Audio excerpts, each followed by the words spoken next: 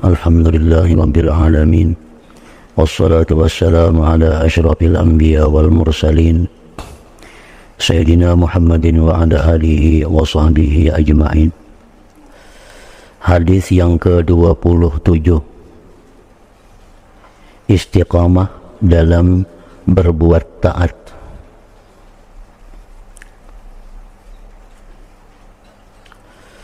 An Abi Amrin wakila Abi Amrata Sufyan bin Abdullah radhiyallahu anhu qala qultu ya Rasulullah qul li fil Islam qawlan la as'alu anha ahadan ghairak qala qul amantu billah thumma istaqim rawahu Muslim.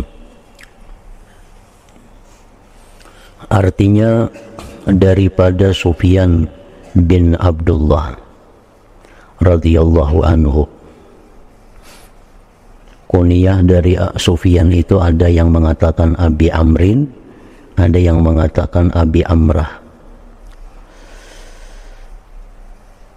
Sufyan bin Abdullah radhiyallahu anhu berkata, aku pernah berkata atau bertanya kepada Rasulullah sallallahu alaihi wasallam, katakanlah bagiku wahai Rasul, artinya nasihat akan daku, dalam Islam ini satu perkataan yang kokoh sehingga aku tidak perlu lagi untuk bertanya kepada siapa selepas itu. Lalu baginda Rasul sallallahu alaihi wasallam bersabda, katakanlah wahai Sufyan, aku beriman dengan Allah. Kemudian tetaplah atas keadaan itu istiqamah. Jadi hadis ini ada dua nasihat yang diberikan Rasulullah sallallahu alaihi wasallam kepada Sufyan. Yang pertama, dum ala imanika billah. Yang pertama, nasihat Nabi, kekallah engkau atas berimannya engkau dengan Allah itu. Kekallah engkau atas beriman dengan Allah. Artinya, jaga iman, tambah iman, dan kuatkan iman sampai engkau meninggal dunia. Itu yang pertama. Kemudian Nabi kita berpesan lagi yang kedua, istiqamah engkau. Istiqamah itu bermacam-macam para ulama hadis yang mensyarahkan, menjelaskan apa yang dimaksud dengan istiqamah.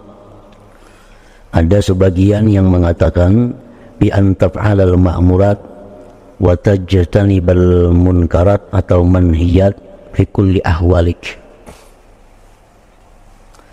bahwa engkau perbuat segala yang disuruh Allah dan jauhi segala yang dilarang oleh Allah fi kulli ahwalik, pada tiap-tiap keadaan engkau. Nah, itu yang disebut dengan istiqamah. Arti istiqamah itu ringkasnya takwa kepada Allah dalam tiap-tiap keadaan, taat kepada Allah dalam tiap-tiap keadaan dan dimanapun berada.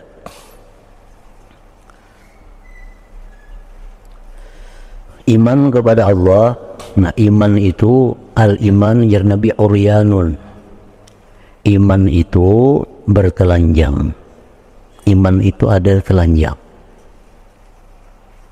Walibasuhu at-taqwa, nah pakaiannya iman itu adalah takwa. Iman itu adalah modal, sedangkan takwa itu adalah pakaiannya, keuntungannya. Orang yang beriman kepada Allah tetapi dia kada bertakwa kepada Allah, maka itu laksana sesuatu yang bertelanjang, yang tidak ada bisa menjaga terhadapnya. Iman yang tidak diberi pakaian dengan takwa, maka iman itu akan melemah. Iman itu akan lemah. Tiap hari makin lemah, tiap hari makin lemah, tiap hari makin lemah, akhirnya mati. Iman sebelum orangnya mati.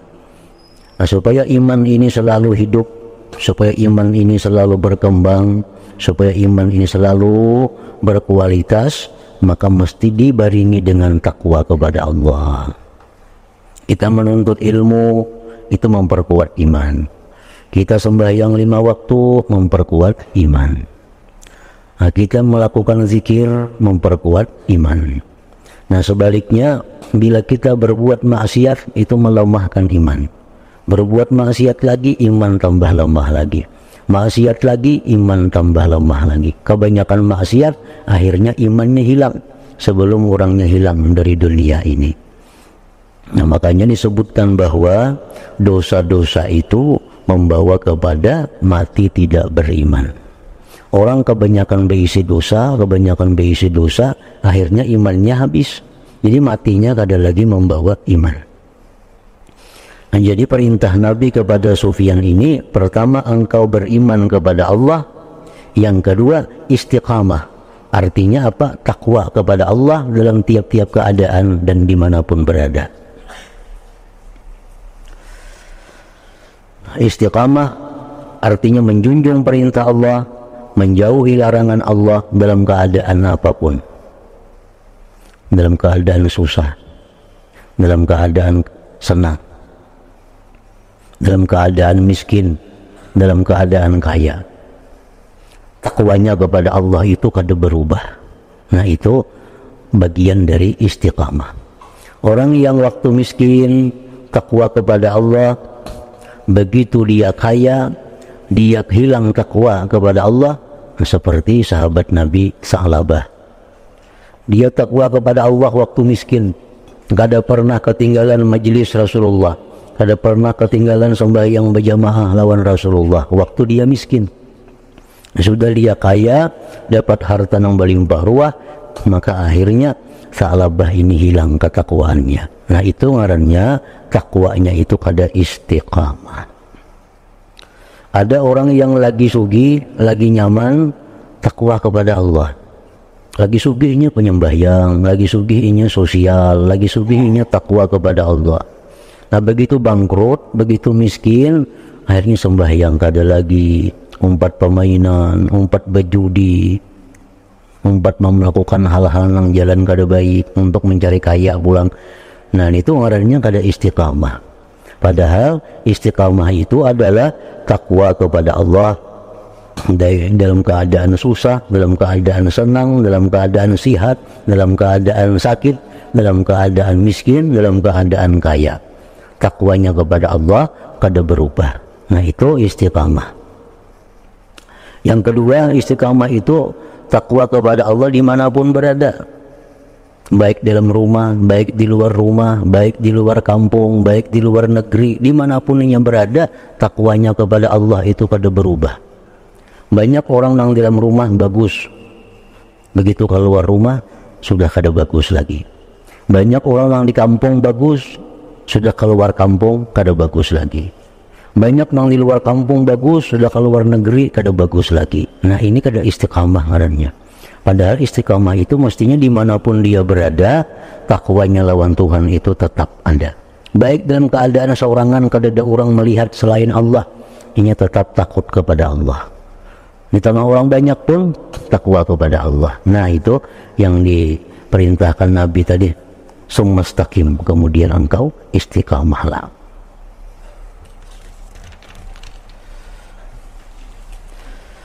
Hadis yang ke-28, kelebihan sifat malu.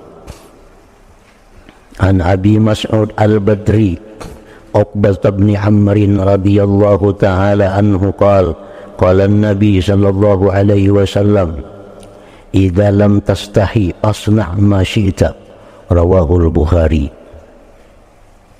Daripada Abu Mas'ud Al-Badri. Al-Badri itu artinya orang yang ikut perang Badar. Sahabat-sahabat Nabi yang puluhan ribu itu Yang mana umpat perang Badar itu mereka orang-orang yang istimewa, orang-orang yang dijamin dapat ampunan Allah, orang-orang yang dijamin masuk surga, orang-orang yang perang Badar tuh, termasuk Abu Mas'ud ini Al-Badri. Sebanyak 313 orang sahabat yang umpat perang Badar itu semua sahabat yang tinggi kedudukan di sisi Allah. Ngaran sidin Uqbah ibnu Amrin radhiyallahu anhu berkata, telah bersabda Rasulullah sallallahu alaihi wasallam, apabila engkau sudah tidak malu, bila engkau sudah tidak malu, maka buatlah apa yang engkau suka. Bila engkau sudah tidak malu, maka buatlah yang engkau suka.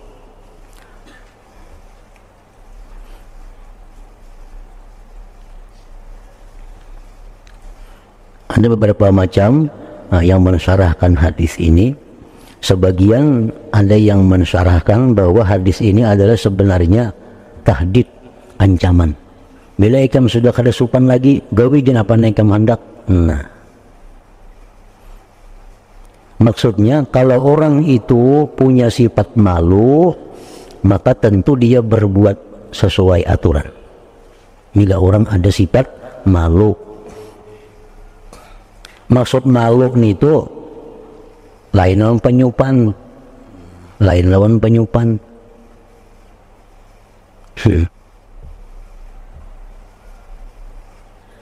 Nah, penyupan itu kada bagus. Itu orang pengecut. Penyupan itu kurang lebih lawan penakutan.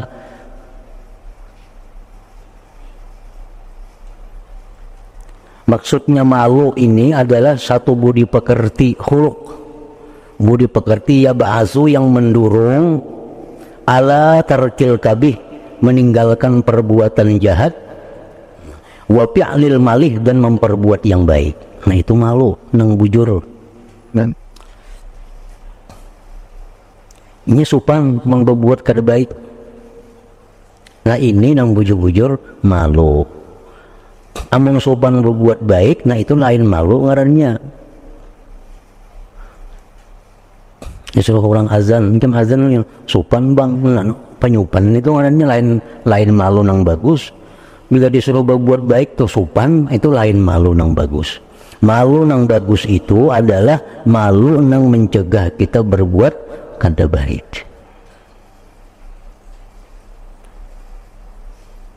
Misalnya orang ke masjidan, orang ke musalaan di kampung nih, orang kalanggaran sembahyang ini kada. Kada supan, nah itu kada bagus sebenarnya. Jakanya supan itu orang kalanggaran lah. Orang mengajian seorang kada, supan seorang. Nah ini ngarannya malu nang disuruh. Supan berbuat nang kada baik. Supan meninggalkan perbuatan nang baik. Bila orang yang sudah hilang malu, yang berbuat apa aja mau lagi. Membuat apa salah handap yang kada supan kamu ke rumah.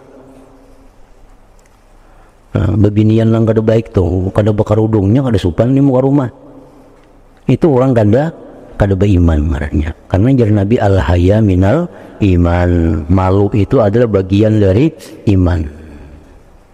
Bebinian lagi nama masalah handap, jojok di tangan kartak, buka kamban kada, baju sing itu kada beriman itu, kada malu. Padahal dalam tubuhnya itu aurat itu artinya aib. Ini kada sopan nampayakan aibnya, rambut bebukaan, masalah war handap lagi. Itu ngarannya apa? Orang kada beriman, kada dia supan, mestinya supan.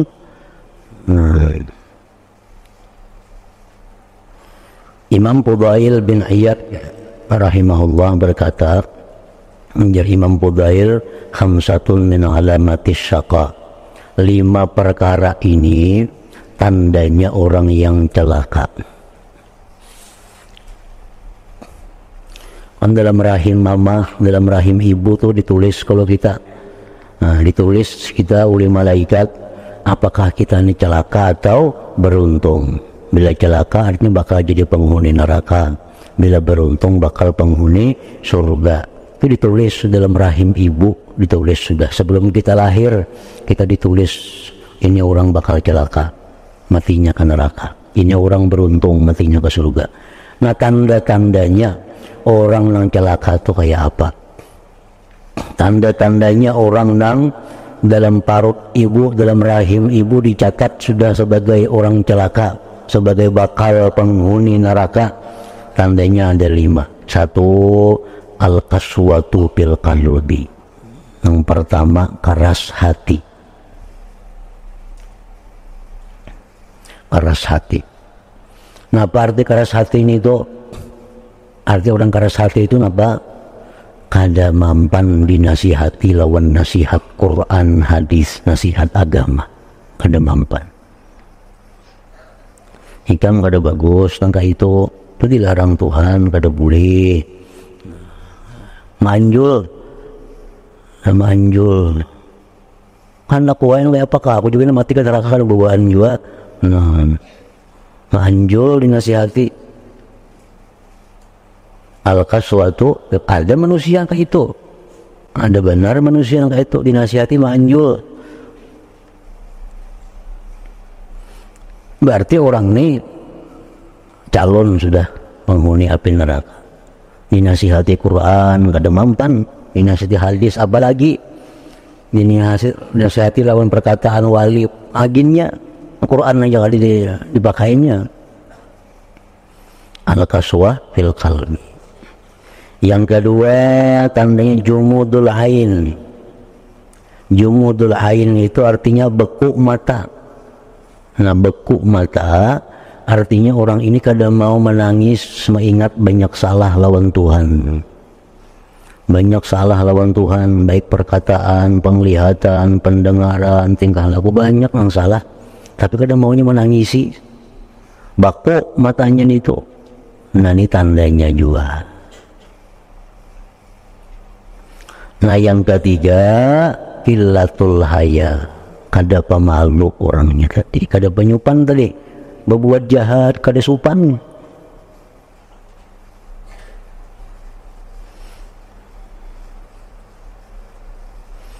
Itu tandanya juga, tanda bakal celaka itu, kada supan. Dan keempat, ar-ragbatu fid dunya, kegemaran pada dunia. Yang kegemarannya itu dunia, akhiratnya kada gemar, beribadahnya kada ketuju. Kegemaran itu urusan-urusan yang keramaian dunia ini. Yang kelima, tulul amal, nah, merasa panjang hidupnya, merasa lama lagi hidupnya. Bila orang merasa lawas lagi hidup, itu bakal kada baik dah.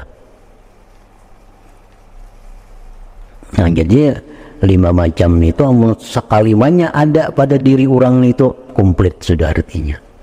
Orangnya pengarasan kada kau dinasihati, menangisi kesalahan kada mau, berbuat jahat kada supan-supan, urusan keramaian dunia ini ketujuh benar. Yang kelima pulangnya merasa lagi lawas hidup di dunia ini. Bila kalimatnya itu ada dalam diri orang itu, maka berarti orang ini sudah 100% tandanya celaka. Bila sebuting ada, semacam ada, nah semacam itu ada. Nah, bila 2 macam ada dalam dirinya, berarti 2 macam ada tanda-tanda celaka.